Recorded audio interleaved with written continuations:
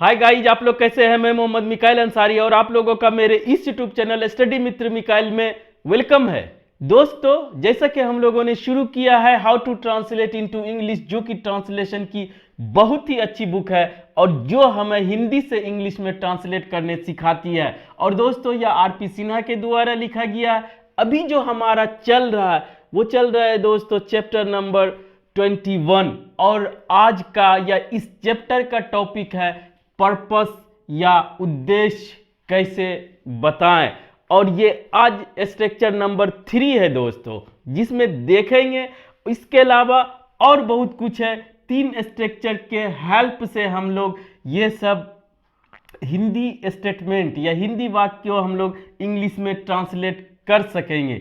तो आइए दोस्तों, सबसे पहले देखते हैं कि कैसा हिंदी वाक्य रहेगा जिसका इंग्लिश इस स्ट्रक्चर पे हम लोग ट्रांसलेट करेंगे। तो सबसे पहले दोस्तों, वह खेलने गया है। ठीक है, खेलने और एक गया है, दो तरह का वर्ब है यहां पर।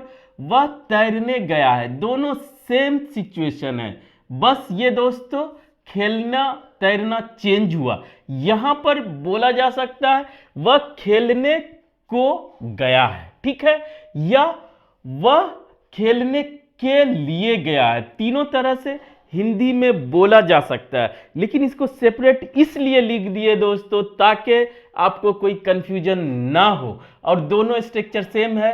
अब आइए दोस्तों तीसरा, मैं जानने को उत्सुक हूं या मैं जानने के लिए उत्सुक हूं। चाहे हिंदी में आप जो बोले दोस्तों, वह जाने के लिए तैयार है। ठीक है, अगर इस तरह की भावनाएं आपको व्यक्त या एक्सप्रेस करना है इंग्लिश में, तो आप कैसे करेंगे। इस स्ट्रक्चर का यही टारगेट है दोस्तों कि इसे कैसे हम लोग इंग्लिश में ट्रांसलेट करिए या अपनी भावनाओं को कैसे व्यक्त करेंगे, यानी अपने फीलिंग्स को कैसे आप एक्सप्रेस करेंगे। तो इसके लिए पहला दोस्तों जो हमारा स्ट्रक्चर है वो ये है कि सब्जेक्ट और वर्ब ये किसके अकॉर्डिंग होगा, ये टेंस के अकॉर्डिंग। क्लियर, अब इस पे ज्यादा बोलने की जरूरत नहीं है, टेंस आप पढ़ चुके हैं। ये टेंस के अकॉर्डिंग सब्जेक्ट और वर्ब आएगा। उसके बाद दोस्तों जो अगला स्टेप होगा वो 2+V1। जब भी हमको पर्पस दिखाना हो वहां पर 2+V1 यानी कि इंफिनिटिव का यूज करेंगे 2 के साथ। क्लियर, ये इसमें बहुत कर चुके हैं। उसके बाद हमारा ऑब्जेक्ट रह भी सकता है, नहीं भी रह सकता है, अदर वर्ड्स रह भी सकता है, नहीं भी रह सकता है, ये ऑप्शनल है। इस तरह से और बनाएंगे तो आपका और क्लियर हो जाएगा दोस्तों। वह तैरने, दोनों सेम है और दो तरीके से बना है। पहला इस तरह से बना है, और अगर आपको टेंस के अकॉर्डिंग के बाद आपको फॉर के लिए अगर आपको फीलिंग्स आ रहा है कि अगर हम लोग फॉर लगाएं तो वहां पर दोस्तों उस वर्ब भी है तो भी पहले तो फॉर किसके साथ आएगा, नाउन के साथ, और अगर वर्ब भी है तो उसे दोस्तों नाउन में चेंज किया जाता है। वो एग्जांपल में देखेंगे और वहां पे भी डिस्कस करेंगे कि कैसे चेंज किया जाता है। क्लियर, वो नाउन लगाएंगे या वर्बल नाउन। ठीक है, अब तीसरा ये दोस्तों जो डिफरेंट टाइप का है, ये इसमें दोनों हम लोग देखेंगे दोनों एग्जांपल्स। तो इसके लिए सब्जेक्ट हमारा कोई भी हो और अगर प्रेजेंट की बात करें, इतना तक में आप अभी तक समझ गए होंगे कि ये स्टेट बताता है प्रेजेंट का, यानी कि अगर इज एम आर है फिर एडजेक्टिव है तो ये ऐसे तो स्टेटिव वर्ब हुआ या हेल्पिंग वर्ब कहिए, ये बी फॉर्म हुआ जो कि प्रेजेंट का स्टेटस बताता है, किसके साथ इज, किसके साथ एम, किसके साथ आर आता है। ये बहुत बार कर चुके हैं दोस्तों।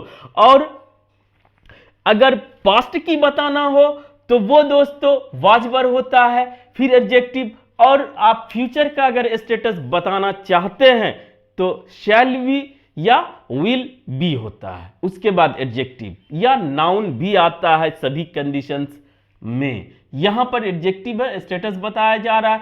और दोस्तों उसके बाद जो हमारा पर्पस हो वहां पर हम लोग टू प्लस V1 लगाएंगे। इधर हमारा ये सब स्टेटस बताएगा, स्टेटस। क्लियर? कंसेप्ट क्लियर दोस्तों? ये दोनों सेम है, ये कंफ्यूजन नहीं रहेगा। और आप इस पे बहुत सारे बोलते भी हैं और एग्जाम्पल से देखेंगे कि आप ये कितना आसान है आपके लिए। तो आइए दोस्तों बना के देखते हैं। सबसे पहले वह खेलने गया है। अगर खेलना दूसरा वर्ब है तो पहला हमारा क्या है?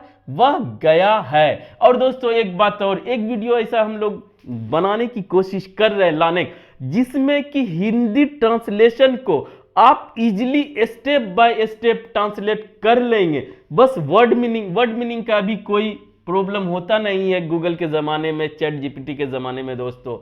तो वहां पर देखेंगे कि कैसे हम लोग किसी का इजीली ट्रांसलेट करेंगे। ठीक है, तो यहां पर दोस्तों वह खेलने गया है। खेलने हमारा दूसरा एक्शन है, पहले वह क्या कर रहा है? वह गया है।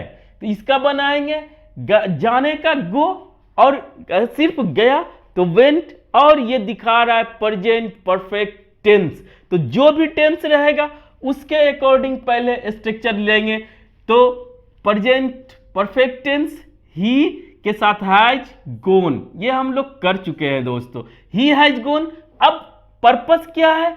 खेलना, खेलने के लिए गया है। तो वहां पे 2 + V1, तो 2 + V1 जो भी है उसका देंगे। ठीक है, इस तरह से आप किसी भी टेंस पे कोई पर्पस दिखाना हो जिसमें कि हमारा एक्शन वर्ब हो 2 + V1, और ये नॉन फाइनाइट वर्ब होता है जो कि अपना फॉर्म चेंज नहीं करता है। न सब्जेक्ट का इफेक्ट पड़ता है, न टेंस का इफेक्ट पड़ता है, न जेंडर का इफेक्ट पड़ता है। क्लियर दोस्तों? आप बना सकते हैं। और फाइनाइट वर्ब जो अपना चेंज करता है वो फाइनाइट वर्ब। आप डिफरेंस भी समझ गए फाइनाइट वर्ब और नॉन फाइनाइट वर्ब। क्लियर? जिसमें ये होता है 2 + V1 जिसे इंफिनिटिव बोला जाता है, और इसी में हम लोग पढ़ते हैं जेरंड, वो भी आता है। ठीक है, उसमें बाद में बात करेंगे दोस्तों। अब दूसरा जो सेम है, चाहे इसको बनाए चाहे इसको बनाए, तो दोस्तों दूसरा है वह तैरने गया है। तो वह गया है, ही हैज गोन, और किस पर्पस से गया है? तैरने।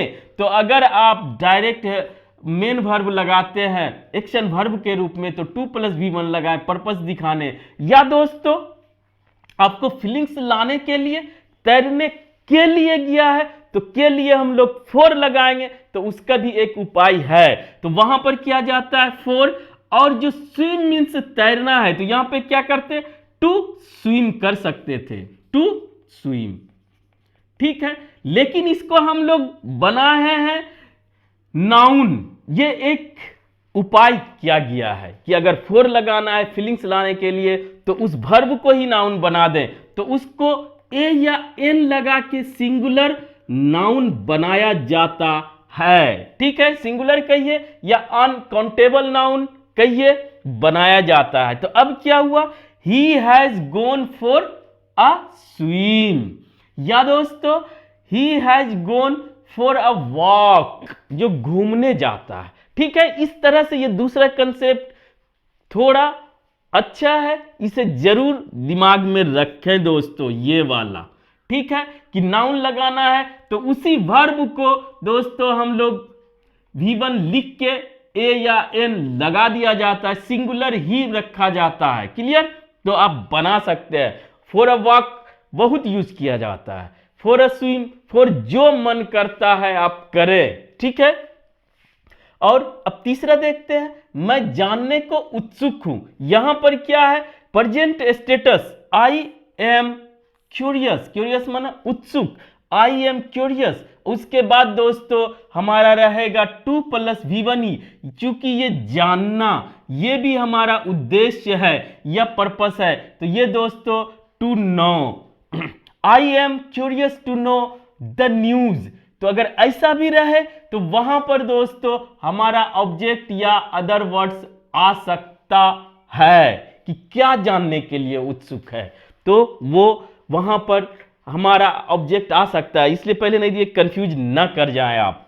अब आइए दोस्तों, वह जाने के लिए तैयार है और उसके लिए सिंपल शी इज रेडी। ये आप बहुत किए होंगे या बहुत सुने होंगे और इसी स्ट्रक्चर से, इसी सेंटेंस से आप आगे भी याद रख सकते हैं।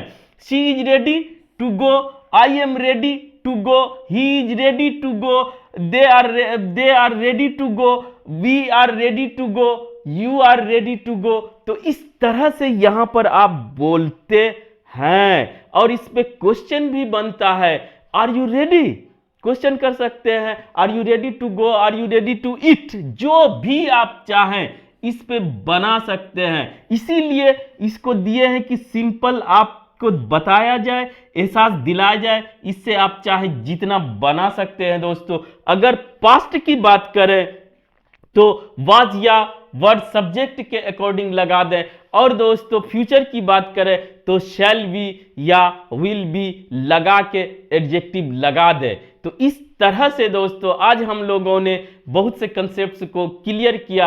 आप और एक्स्ट्रा चाहते हैं तो आप इस बुक के एक्सरसाइज को बनाएं, तो आपके लिए और आसान हो जाएगा। आज बस इतना ही दोस्तों। अगर यह वीडियो आपको अच्छा लगा हो और आप इससे कुछ सीखे हो, प्लीज इसे लाइक करें, सब्सक्राइब करें और अपने दोस्तों के बीच शेयर जरूर करें दोस्तों।